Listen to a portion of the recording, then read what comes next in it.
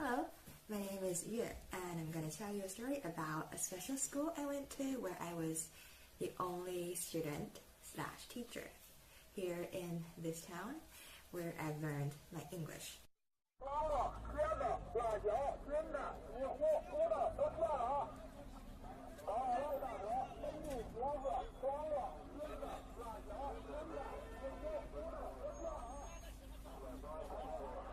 While it may not seem like the best place to learn English, and you might be wondering, if I went to the school of only one person, well, what about the other kids in my town? What school do they go to? Well, obviously, as you might imagine, there are more than one student, and days are long. There's not 1 minute to waste because you want to be at the top of this list. It may seem like awfully hard work, but working hard makes very good sense here because competition is brutal. However, a lot of the hard work being put into this competition is often quite mechanical and repetitive, which made my parents started to reconsider about school for me.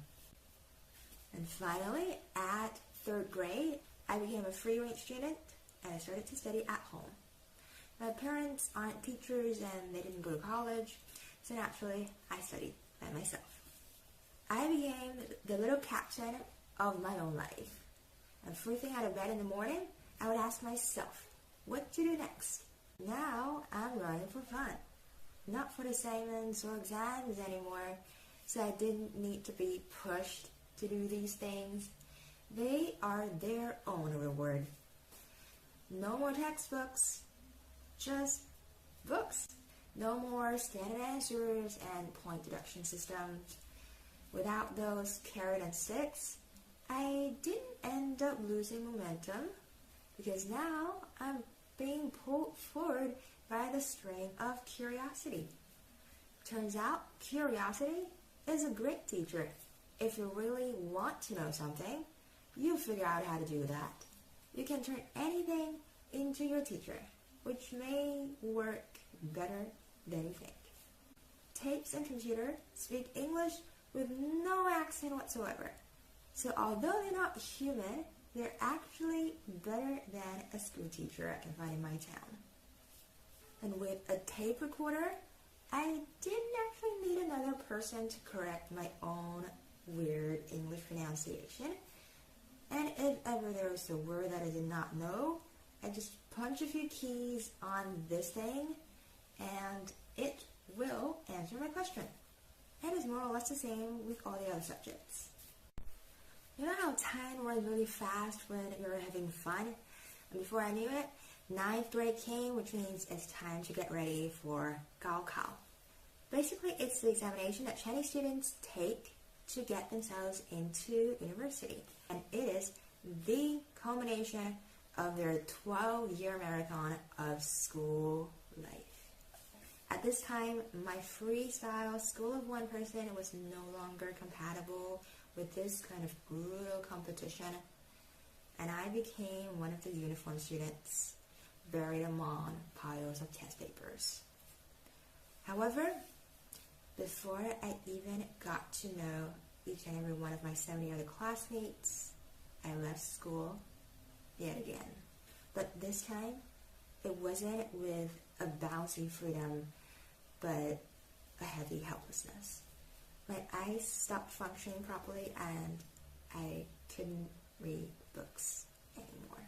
And yes, that is the best I can describe what has happened because I did not understand what has gone wrong. And the doctor said, well, many different things, but none of them solved the problem. I was dumbstruck. I could not believe that that was the end of my entire education. And I was 14.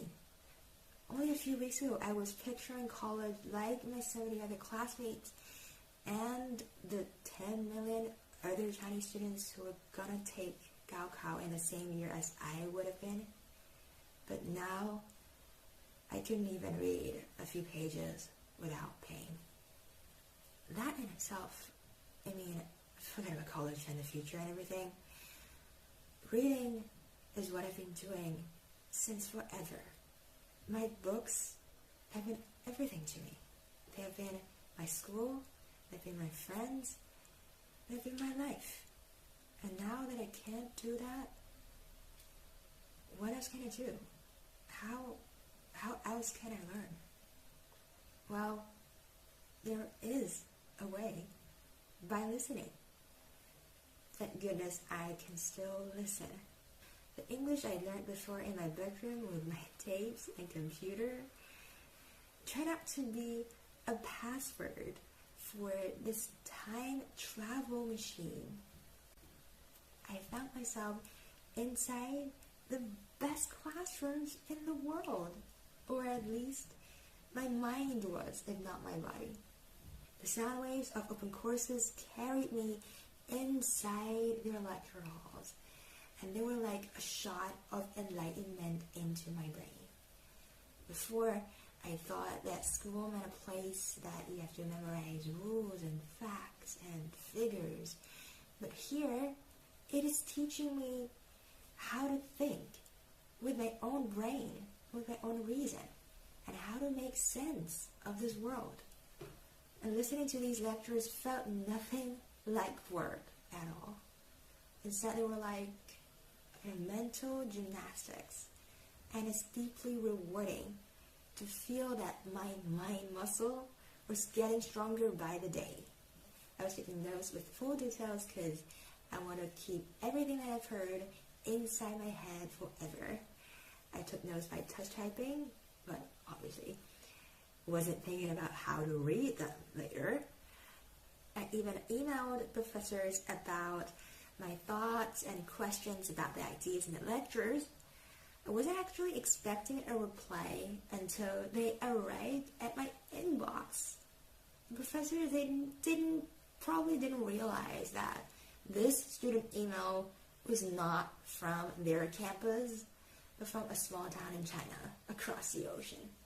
And since I got nobody to do peer discussion with, I wrote my thoughts down as a kind of internal dialogue. I was so wrapped up in this virtual classroom inside my head that when I was walking on the streets around me, they actually looked surreal by contrast, as if I just came back from a very long travel. And then I would shake my head clear and remembered, well, of course, I've never left here. I was running 1,000 miles a day in my head, while on the outside, my life was still. Almost 2,000 days inside this cocoon, away from school or other social environment. Same walls, same streets, same Chinese faces in front of my eyes, and the same English voices inside my head. Time was almost suspended. Well, in the world out there, a lot has changed. Although at this point, I almost knew nothing outside of my cocoon. I knew I had to take a leap and go out at some point. And as the first step, it actually makes no difference to me whether it's 70 miles or 7,000 miles. I went on my first flight before I even had a bus ride on my own before, leaving the town where I've been living for 20 years to the southern hemisphere, where nobody knows who I am, not even myself. I had to catch up real fast because I didn't have a gradual process leading up to this. I had never traveled on my own before anywhere, not even to a nearby town in China. As soon as I landed in NZ, I had to figure out how to get around places, find a place to stay, and a job to feed myself. And probably the most tricky part for me was how to interact with other people, having lived at home for so long. Every day I was exploring the boundaries of what I can do. Just like a newborn baby, everything in this world is yet to be discovered, including myself. I found myself hunting for a job and apartment while living inside a hostel with all the hustle and bustle, and cold calling companies and introducing myself to strangers and standing up against a bad cause. to fight for my entitled wages. I felt myself hitchhiking and jumping off an airplane. My eyes, which were so hungry for books for so many years back at home, and now having other wonderful things to feast on. Every bit of this new world unfolding in 3 dimensions.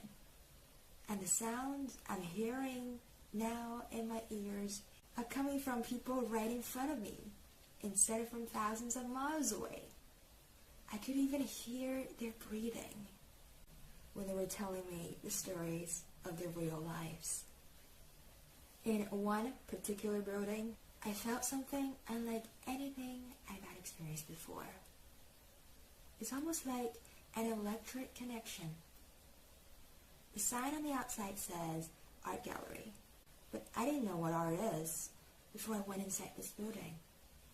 Art has never been around in my previous life. Everything I've seen before were different copies of a single standard. It seems like things always have to have a practical function that you can either eat or use. But not here. It's like I've discovered this haven. I saw people not shy away from their non-standard thinking and their sensitivity, creating these things that you can neither eat or use, and yet they're so powerful. This was liberating. It was a direct shot of energy from another human mind, straight into my head. It took me behind their eyes and inside their minds. This connection, although invisible, was so visceral that it gave me goosebumps.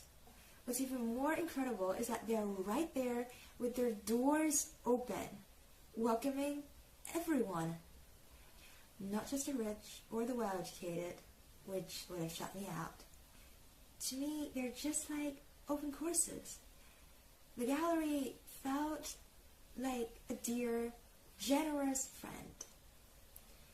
However, it was towards the end of the 12 months in NZ that I discovered my new best friend.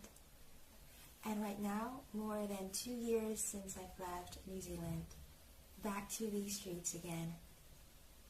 As memories from NZ are starting to fade, as if those adventures and discoveries only took place in my dream, I'm still doing everything I can to keep what I found on that wonderland about the world and about myself, like a little lighthouse inside my heart. I know deep down somewhere that sooner or later, that is where I'm going to be, to where the light shines. So this has been a story of my school, which is also my life.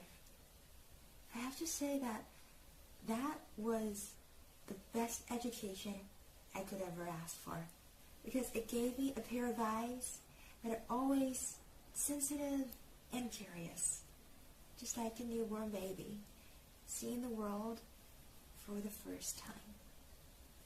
Thank you so much for listening to this story. I'll see you around someday when I'm out exploring the world again.